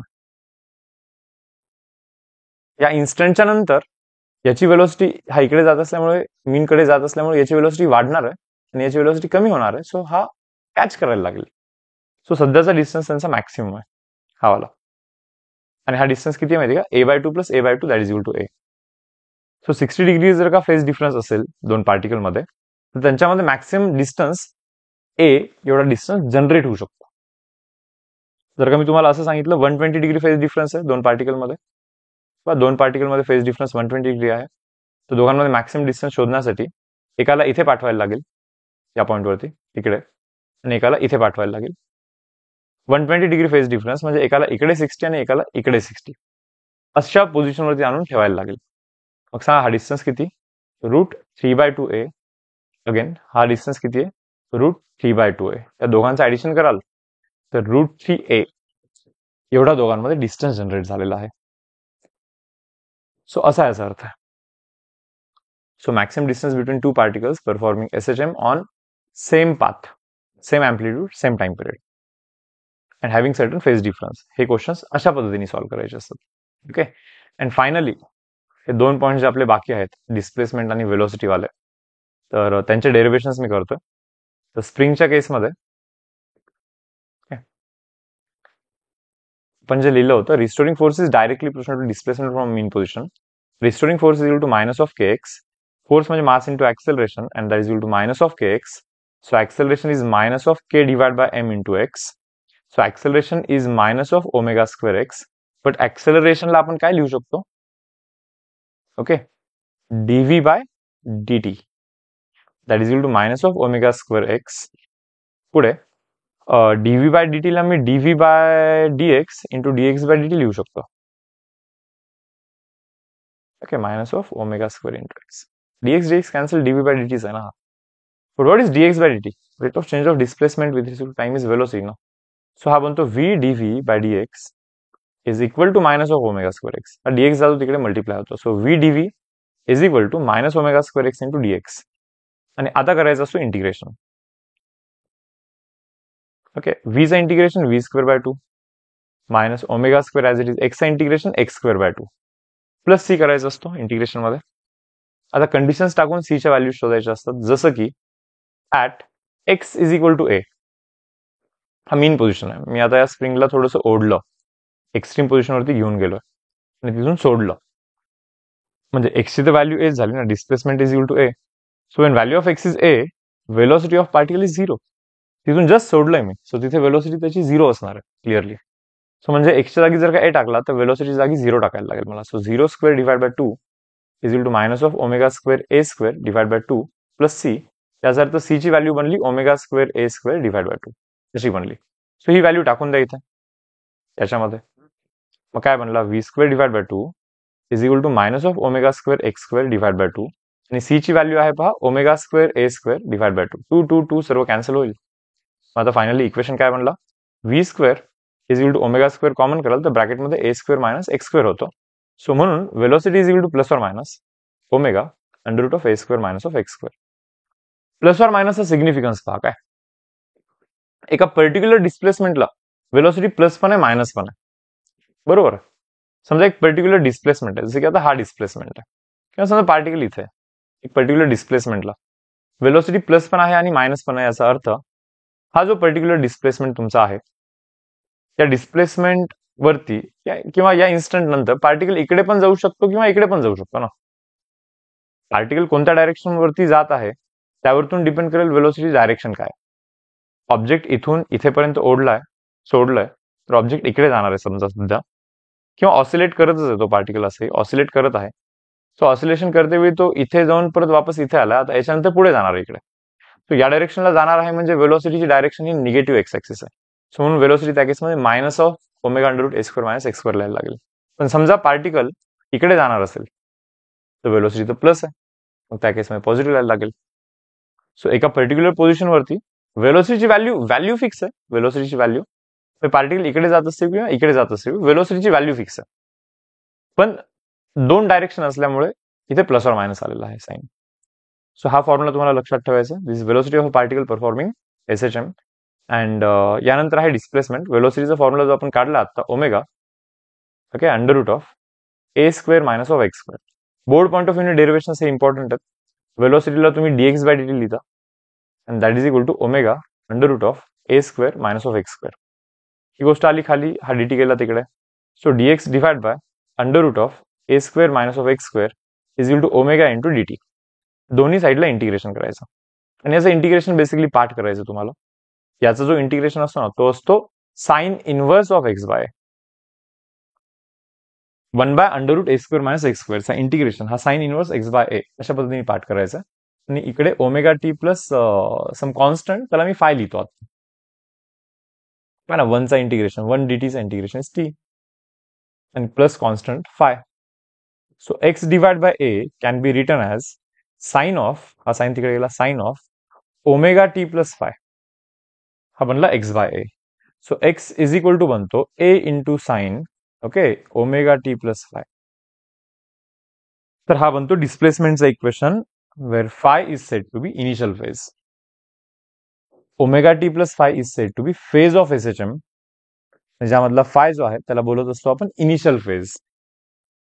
So equation of displacement sine चा लाईक कर्व किंवा लाईक इक्वेशन फॉलो करतोय, आणि sine is a harmonic function, म्हणून आपण याला सिंपल हार्मोनिक मोशन बोलतो. Simple harmonic motion. So X equal to A sine omega T plus phi. आता याच्यामध्ये दोन गोष्टी आहेत. समजा एसएचएम जर का मीन पोझिशनला सुरू झाला, SHM starting at mean position, तर एसएचएम मीन पोझिशनला सुरू झाला तर टाइम झिरो असेल, म्हणजे एकदम इनिशियली टाइम जर का झिरो असेल तर डिस्प्लेसमेंट झिरोच असणार ना, सुरुवातच इथून झाली. So displacement zero when time is zero, displacement is zero. याचा अर्थ ए इकडे जाऊन झिरोच होणार, म्हणजे साइन फायची व्हॅल्यू ही झिरो होत आहे. तर साइन फाय झिरो म्हणजे फाय झिरो. सो याचा अर्थ इक्वेशन म्हणला x equal to A sine बस ओमेगा टी, फायची व्हॅल्यू झिरो टाकण्याची गरज नाहीये. हे केव्हा, एसएचएम जर का मीन पोझिशनला सुरू झाला तर हा इक्वेशन रेफर करायचा असतो. एसएचएम मीन पोझिशनला सुरू झाला तर हा इक्वेशन रेफर करतो आपण. पण एसएचएम जर का एक्स्ट्रीम पोझिशनला सुरू झाला, that means when T is equal to 0, म्हणजे एकदम इनिशियली डिस्प्लेसमेंट ए आहे. डिस्प्लेसमेंट ए आहे, सुरुवातीलाच डिस्प्लेसमेंट ए आहे, म्हणजे डिस्प्लेसमेंटच्या जागी मी ए लिहीन. ओके, ए साइन ओमेगा टीच्या जागी 0 लिहीन. सुरुवातीला डिस्प्लेसमेंट डायरेक्टली ए आहे आणि प्लस फाय. तो sine phi value is a divide होऊन 1 बनतो. Sine phi 1, that means phi is 90. Okay, so फायची व्हॅल्यू जर का 90 असेल, ओके, फाय इज 90 डिग्री, म्हणजे पार्टिकल इथे सुरू झाला तर फायची व्हॅल्यू 90 घ्यायची. म्हणजे इक्वेशन बनतो x equal to A sine omega T plus 90. तो साइन 90 प्लस ओमेगा टी हा बेसिकली कॉस ओमेगा टी असतो. Sine 90 plus theta is cos theta. So extreme पोझिशनला जो एसएचएम स्टार्ट झाला आहे त्याचं equation X is equal to A cos omega T असतो. Extreme पोझिशनला जो एसएचएम स्टार्ट झाला त्याचं equation X equal to A cos omega T असा असतो. कुठेही स्टार्ट होऊ देत, प्रत्येक ठिकाणचे अँगल तर आपल्याला ऑलरेडी आधीच माहिती आहेत. तर मी थोडंसं आणखीन प्रॅक्टिस करतो तुमची. हा, इथे सुरू झाला तर इक्वेशन काय असला पाहिजे? X equal to A sine omega T plus 0. इथे सुरू झाला तर, इथे सुरू झाला तर ए बाय 2 ला, तुम्हाला माहिती आहे ए बाय 2 म्हणजे 30 डिग्री असतो आणि इकडून पुढे जाणार आहे समजा, तर इक्वेशन ऑफ एसएचएम काय बनला पाहिजे? X equal to A sine omega T plus 30 degree करायला लागेल. इथे किती करायला लागेल? 30 डिग्री, कारण की इनिशियल फेज इज 30 डिग्री ना. इथे सुरू झाला तर ए बाय रूट 2 वरती. इक्वेशन ऑफ एसएचएम काय बनला? 45 डिग्री ना. सो इक्वेशन ऑफ एसएचएम बनेल X is equal to A sine omega T plus 45 degree बनेल. एक्स्ट्रीमला सुरू झाला तर X equal to A sine omega T plus 90 degree आता बनलाच आहे, कारण की हा 90 डिग्री आहे. पण समजा एसएचएम अशा पद्धतीने सुरू झाला, ओके, इथे सुरू झाला बट तो इकडे जाणार आहे आता, म्हणजे ए बाय 2 ला सुरू झाला बट इकडे नाही जाणार आहे, इकडे जाणार आहे. याचा अर्थ 90, हे बघा हे 30 डिग्री असतो ना हा पॉइंट ए बाय 2 म्हणजे. सो 90 गेला तिकडे, त्याच्यानंतर 60 वापस आला, बरोबर, कारण की हा 30 डिग्री आहे ना. सो हे 90 प्लस 60 म्हणजे 150 डिग्री फेज आहे याचा, जर का तो इकडे जात असेल तर. सो इक्वेशन ऑफ एसएचएम काय बनतो माहिती का? X equal to A sine omega T plus 150 degree बनतो. X equal to A sine omega T plus 150 degree, असं त्याचा फेज बनतो. सॉरी, असं त्याचं इक्वेशन बनतो, डिस्प्लेसमेंटचं इक्वेशन. सो अलग अलग पॉइंटला एसएचएम स्टार्ट झाल्यानंतर अशा अलग अलग पद्धतीने इक्वेशन तुम्ही लिहू शकता. इवन हे पण करू शकता तुम्ही, समजा या पॉइंटला सुरू झाला एक्स या पॉइंटवरती आणि आता इकडे जाणार आहे, मग इक्वेशन काय लिहू शकतो मी? X equal to A sine omega t, हे बघा या पॉइंटला सुरू झाला, याचा अर्थ 90 प्लस 90 प्लस 90, म्हणजे 270 एवढा फेज अचीव्ह केलाय त्यांनी. सो इक्वेशन तुम्ही असं लिहू शकता. सो कॉन्सेप्ट जर का फेजचे क्लिअर असतील, ओके, सो गोष्टी खूप व्यवस्थित फास्ट वेमध्ये तुम्ही या सर्व गोष्टी सॉल्व्ह करू शकता. इवन न्यूमेरिकलमध्ये पण याचा भरपूर सारा यूज होतो. सो आय होप तुम्हाला हा जो कंटेंट शिकवण्यात आलेला आहे आता, हा सर्व व्यवस्थित समजलेला आहे. ओके, तर आता मी स्टार्ट करतो. इथे काही क्वेश्चन सॉल्व्ह करू आपण. पहा, two particles A and B performing linear SHM starts from mean position with a periodic time t आणि 3t/2. ओके, दोघे मीन पोझिशन वरती सुरू होतात. एकाचा टाइम पिरियड टी आहे आणि एकाचा टाइम पिरियड हा 3t/2 आहे. ठीक आहे. What will be the phase difference between positions when the a completes one oscillation? A म्हणजे हा एक ऑसिलेशन कम्प्लीट केल्यानंतर यांच्यामध्ये फेज डिफरन्स किती आहे म्हणजे? चांगला क्वेश्चन आहे. मला सांगा, यांनी एक ऑसिलेशन कम्प्लीट केलाय, याचा अर्थ टी एवढा टाइम पास झालाय. 3t/2 ला मी t/2 plus t/2 plus t/2 असं लिहू का? ओके, टी टाइम मध्ये जो हा पार्टिकल आहे त्याने तर एक ऑसिलेशन कम्प्लीट केलेलंच आहे, तो इथेच आलाय परत वापस. पण एक्झॅक्टली टी टाइम मध्येच टी टाइम म्हणजे T bye two plus T by two ना. म्हणजे टी टाइम मध्ये त्या दुसऱ्या पार्टिकलनी एवढं ऑसिलेशन कंप्लीट केलंय, याचा अर्थ एवढा ऑसिलेशन त्याचं बाकी आहे. कारण की T by two T by two T by two झाल्यानंतर त्याचं एक ऑसिलेशन कंप्लीट होणार आहे. सो एवढा झाला, एवढा बाकी म्हणजे 1/3 बाकी आहे. 1/3 बाकी आहे. ओके, कम्प्लीट ऑसिलेशन म्हणजे 360 डिग्री. 360चा 1/3 बाकी आहे, याचा अर्थ 120 डिग्री बाकी आणखीन. म्हणजे हा पहिला जो पार्टिकल आहे त्याचे भले एक ऑसिलेशन कंप्लीट झालेलं आहे, पण जो दुसरा पार्टिकल आहे टी टाइम मध्ये त्याचं झालंय असं काहीतरी, आणि 120 डिग्री त्याचं पेंडिंग आहे आणखीन पण. तो 120 डिग्रीनी मागे. So phase difference is 120 degree, 2π/3. अशा टाईपचा आणखीन एक क्वेश्चन घेऊन दाखवतो. पहा, दोन पार्टिकल आहेत, एकाचा टाइम पिरियड टी आहे, एकाचा टाइम पिरियड 5t/4 आहे. तर टी टाइम नंतर म्हणजे याच्या एक ऑसिलेशन नंतर दोघांमध्ये फेज डिफरन्स किती, असा क्वेश्चन आहे. तर याच्या एक ऑसिलेशन नंतर म्हणजे टी टाइम नंतर याचं जर एक ऑसिलेशन कंप्लीट झाला, बट 5t/4 ला मी जरा असं लिहितो, t/4 t/4 t/4 t/4 and again t/4. T time मध्ये एवढे ऑसिलेशन कंप्लीट, एवढे पार्ट त्याचे झालेले टी टाइम मध्ये. t/4 t/4 t/4 t/4 म्हणजे टी ना. तर एवढा पार्ट झाला त्याचा, एवढा पार्ट शिल्लक आहे. एवढा पार्ट शिल्लक आहे म्हणजे काय, 1 2 3 4 5, 5 मधून एक शिल्लक आहे म्हणजे 1/5 शिल्लक आहे. 360चा 1/5 म्हणजे कम्प्लीट ऑसिलेशनचा 1/5 शिल्लक आहे. 360चा 1/5 याचा अर्थ 72 डिग्री शिल्लक आहे. म्हणजे याने एक ऑसिलेशन कंप्लीट केल्यामुळे याचा फेज 360 डिग्री झाला आहे, आणि याचा आणखीन एक ऑसिलेशन कंप्लीट झाला नाहीये. 72 डिग्री आणखीन बाकी आहे त्याचा. म्हणजे याचा जो फेज आहे ना तो 360 - 72 असला पाहिजे, म्हणजे 288 डिग्री. बरोबर, एवढा फेज फेज अँगल असला पाहिजे या पार्टिकलचा, आणि याचा 360 डिग्री. सो फेज डिफरन्स त्यांच्यामध्ये 72 डिग्री असला पाहिजे. समजा सिमिलर टाईपचा आणखीन एक क्वेश्चन, 4t/5 लिहितो आणि इथे लिहितो टी. याच्या एक ऑसिलेशन नंतर या दोघांमध्ये फेज डिफरन्स किती असेल, करा विचार. याचा एक ऑसिलेशन मला टी टाइम मध्ये होतो, याच्याबद्दल 4t/5 म्हणजे काय, t/5 t/5 t/5 t/5 4t/5, बरोबर ना. पण मी आणखीन एकदा t/5 लिहितो इथे. का लिहितो मी सांगतो. पहा, टी टाइम मध्ये म्हणजे एवढ्या टाइम मध्ये ना, t/5 t/5 t/5 t/5 t/5 म्हणजे 5t/5 म्हणजे टी. टी टाइम मध्ये याचा एक ऑसिलेशन कंप्लीट झाला, आणि टी टाइम मध्ये याचा एक ऑसिलेशन तर कंप्लीट झालाच, कारण की याला एक ऑसिलेशन करण्यासाठी 4t/5 लागतो time. So T T T T is 4t/5. So याचा तर एक ऑसिलेशन कंप्लीट झालाच आहे, प्लस एवढा पार्ट एक्स्ट्रा झालाय, कारण की हा टी टाइम आहे. मग त्या टी टाइमला मी 4t/5 म्हणजे एक ऑसिलेशन याचा झाला, आणि plus t/5 extra. So t/5 extra पुढे गेलाय तो उलट. सो याचा एक ऑसिलेशन कंप्लीट झाल्यामुळे याचा फेज डिफरन्स किंवा फेज अँगल हा 360 डिग्री पोहोचलेला आहे. बरोबर, इथून सुरू झाला, हे गेला, इथे आला, वापस आला, इथे गेला. सो 360 डिग्री फेज अँगल त्यांनी अचीव्ह केला.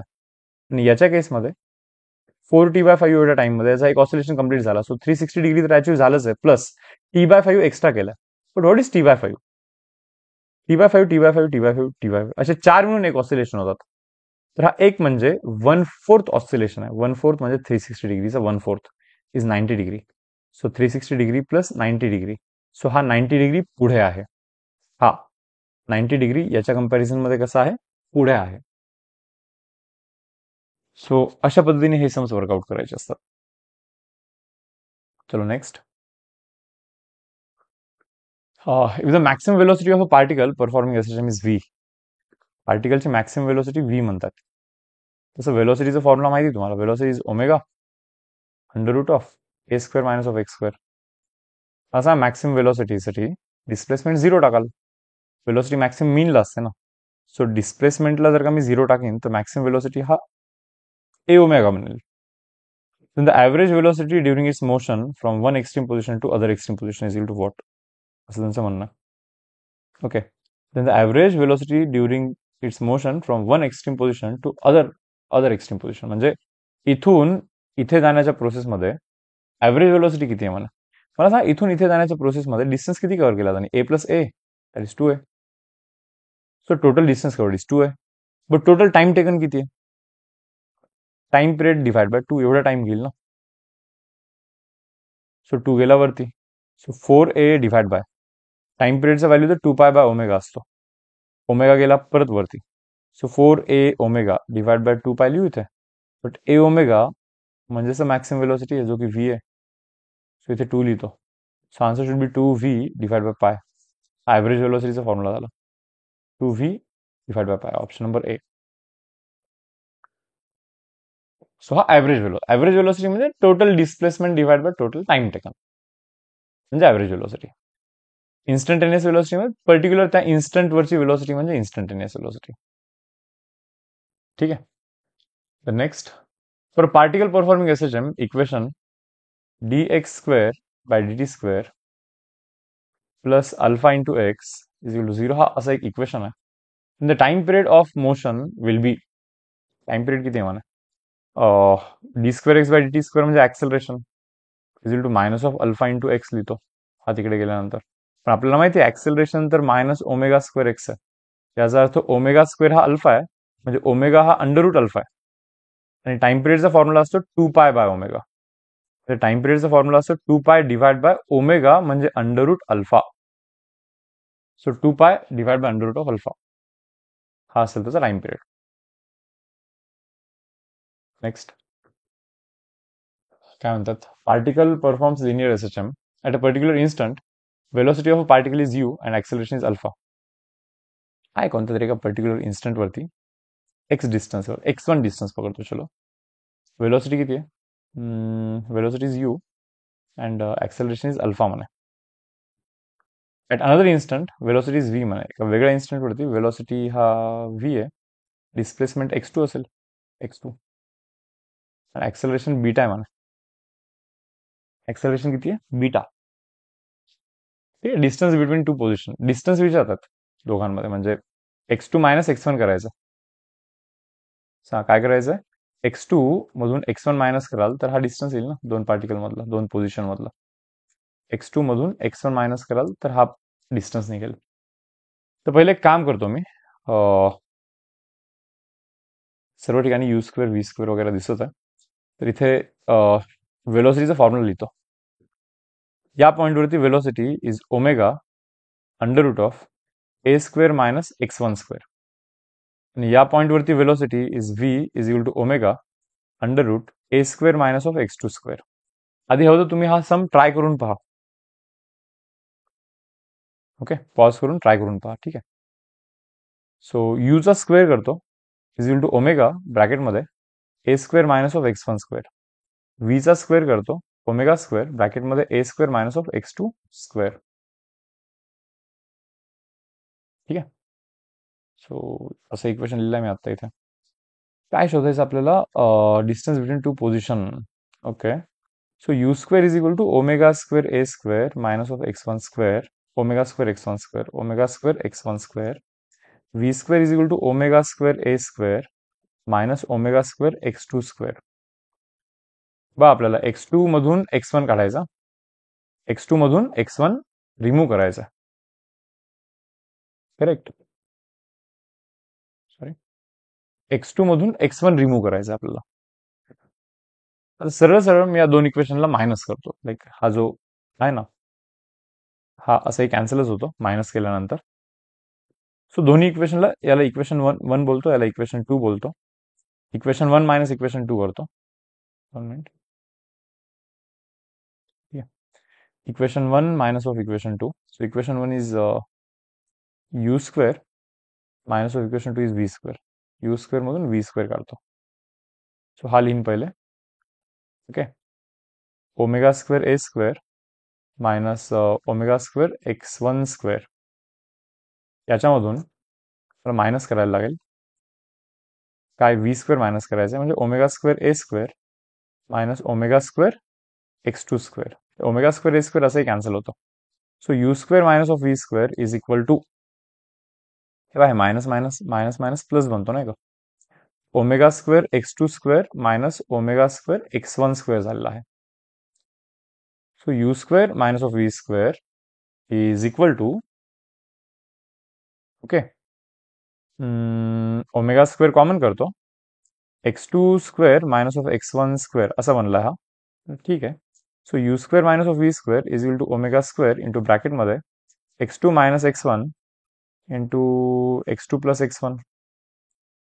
आता x2 मायनस x1 असं शोधायचा होता आपल्याला. हा जो टोटल डिस्टन्स होता x2 होता, त्याच्यामधून हा x1 काढायचा होता आपल्याला. मग जाऊन तुम्हाला हा डिस्टन्स आला असता, दोन पार्टिकल मधला distance. So you square minus of v square divide by omega square, हा ओमेगा स्क्वेअर तिकडे जाऊन डिवाइड, आणि हा x2 प्लस x1 हा पण तिकडे जाऊन डिवाइड झाला. हा मिळतो x2 मायनस x1. सो झालं, फायनल आन्सर आलाय आपला you square minus of v square divide by omega square x2 किंवा ओमेगा स्क्वेअर मल्टिप्लाय करा आतमध्ये, omega square x2 plus omega square x1. Omega square x काय असतो? ऍक्सेलरेशन असतो ना. सो ओमेगा स्क्वेअर x2 म्हणजे या पॉईंटवरचा ऍक्सेलरेशन जो की बीटा आहे.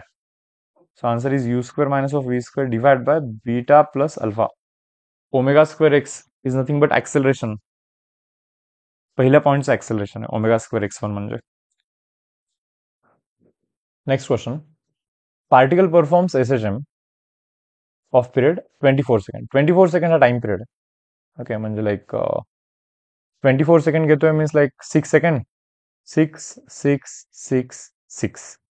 ओके, 90 डिग्रीसाठी 6 सेकंड घेतो.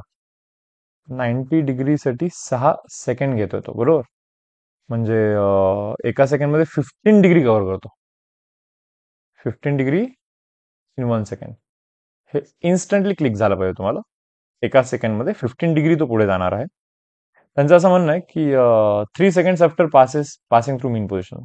मीन पोझिशनच्या नंतर 3 सेकंड नंतर एका सेकंडला 15 डिग्री, एका सेकंडला 15 डिग्री, एका सेकंडला 15 डिग्री, म्हणजे 3 सेकंड नंतर 45 डिग्री पुढे जाईल ना. 45 डिग्री म्हणजे a/√2. करेक्ट. तर त्यांचं असं म्हणणं आहे की तिथे गेल्यानंतर त्याची वेलोसिटी 2π होईल म्हणे. तर मग पाथ लेंथ काय? Velocity is omega √a² minus of x². Velocity झाली 2π is equal to omega √a² minus of x म्हणजे डिस्प्लेसमेंट जो की a/√2 आहे, होल स्क्वेअर लिहितो इथे. आणि ओमेगाची जी व्हॅल्यू आहे, time period is equal to 2π by omega.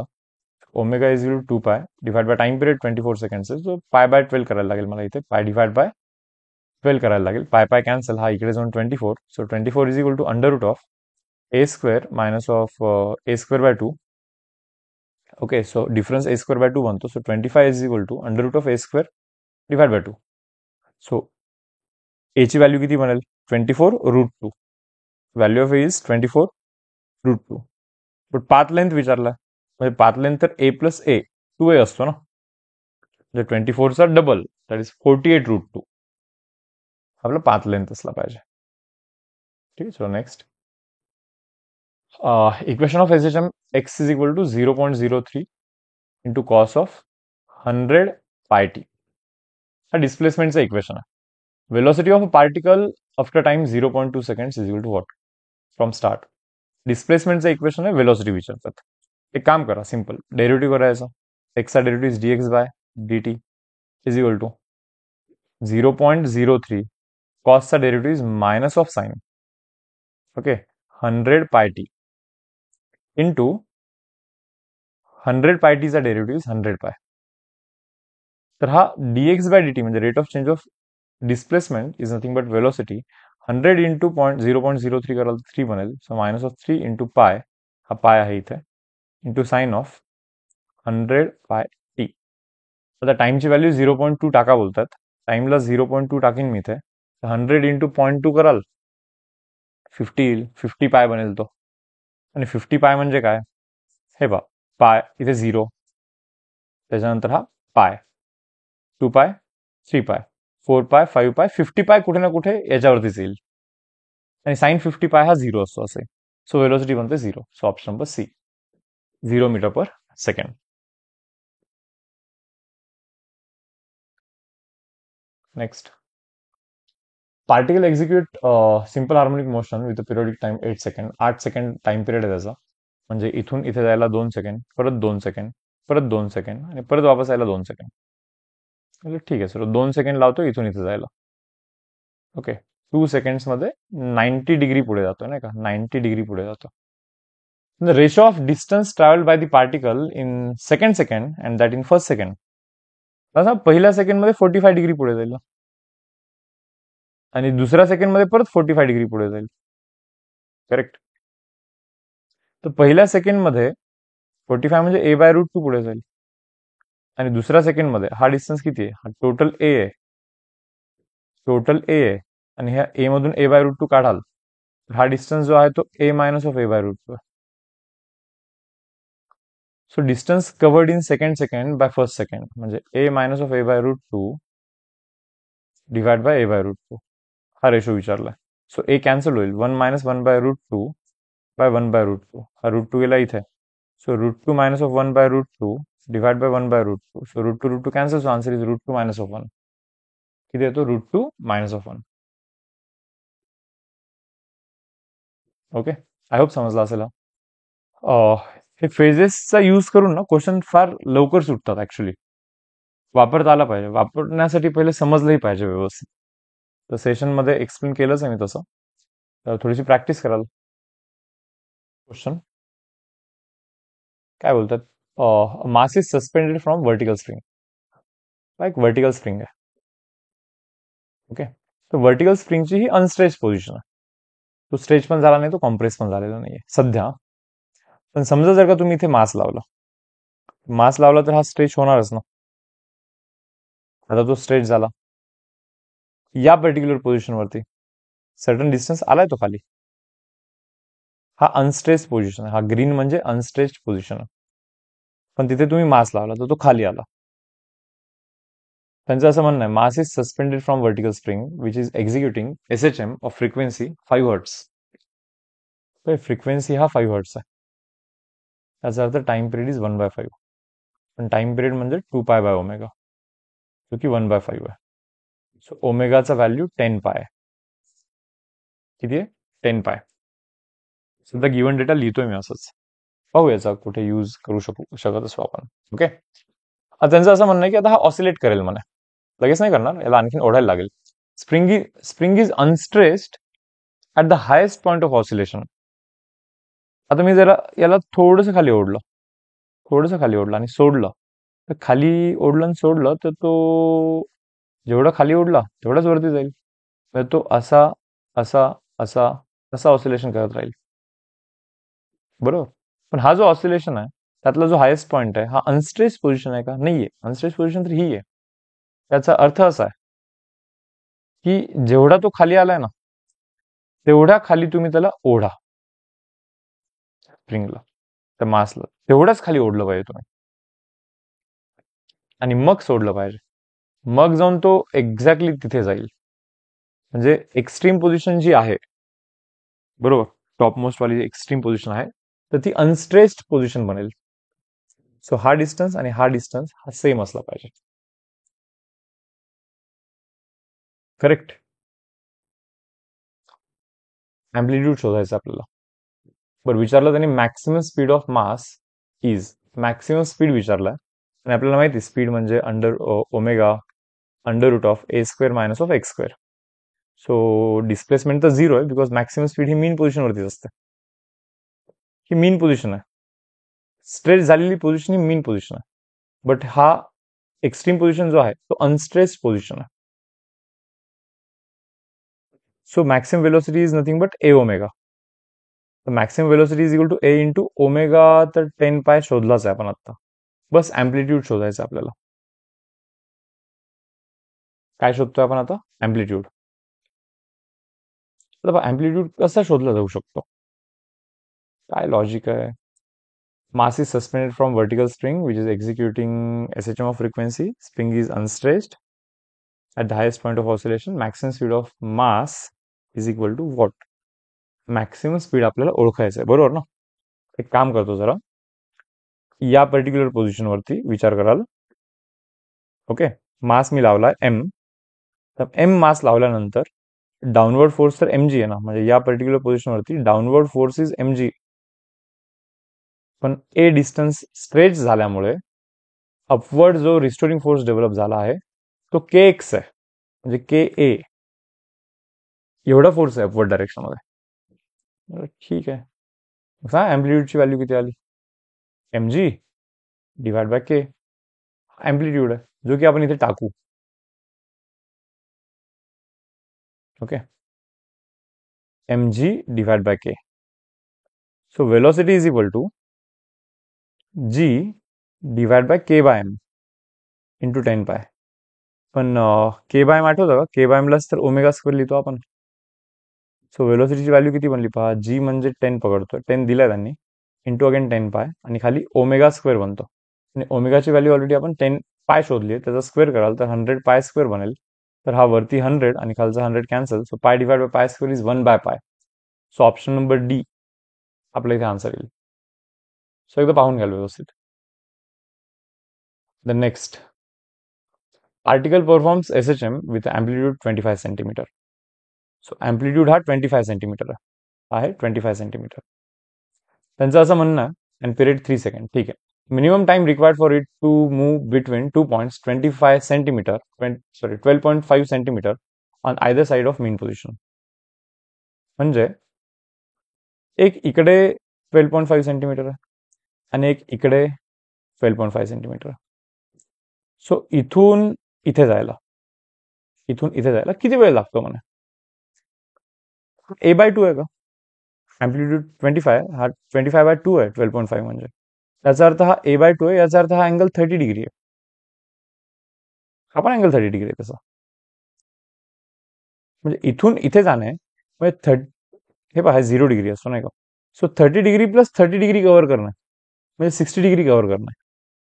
360 degree cover करायला टाइम पिरियड लागत असेल तर 60 डिग्री कव्हर करायला t/6 टाइम लागेल. बट टाइम पिरियड तर 3 आहे. 3/6 म्हणजे 1/2 म्हणजे 0.5 सेकंड लागेल. ऑप्शन नंबर बी आपल्या इथे आन्सर बनतो. Okay, the next last question आहे हा.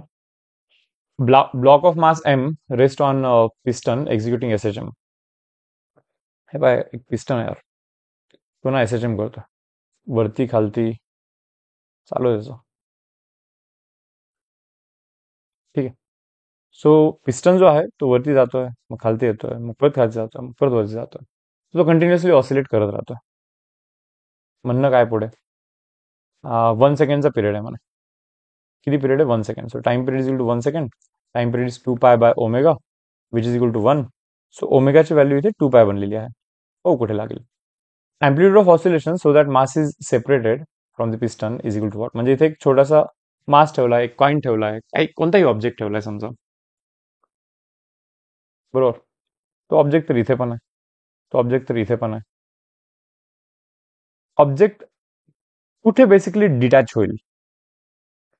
जर का हा पिस्टन वरती जात असेल तर ऑब्जेक्ट डिटॅच होण्याचा संबंधच नाहीये. तुम्ही विचार करा ना, तुम्ही हात ठेवा, हात घ्या, त्याचे ऑब्जेक्ट ठेवा आणि हात वरती करा, तर ऑब्जेक्ट थोडी ना डिटॅच होणार आहे. इथे पण नाही होणार आहे, कारण इथेही वरतीच जातोय मी आणखीन पण. वरती डिटॅच होण्याचे चान्सेस आहेत, कारण की आता मी खाली येणार आहे. जर का तुम्ही तुमचा हात जी ऍक्सेलरेशन पेक्षा जास्त ऍक्सेलरेशन, ओके, जी ऍक्सेलरेशन पेक्षा जास्त ऍक्सेलरेशन जर का खाली आणाल तर हा ऑब्जेक्ट, कारण की ऑब्जेक्ट तर जी ऍक्सेलरेशन इज खाली ना, acceleration due to gravity.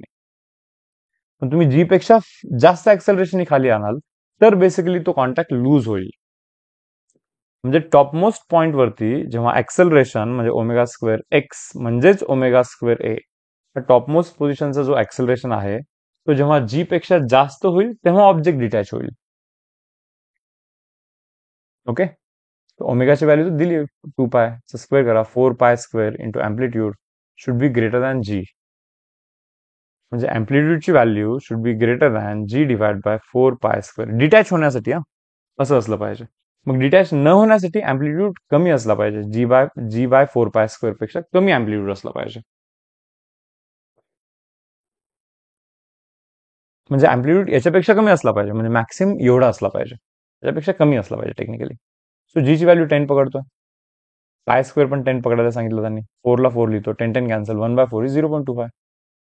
So option number A हा आपला इथे आन्सर असेल. सो आय होप सेशन समजलं असेल. ओके, तर भेटू आपण नेक्स्ट सेशनमध्ये.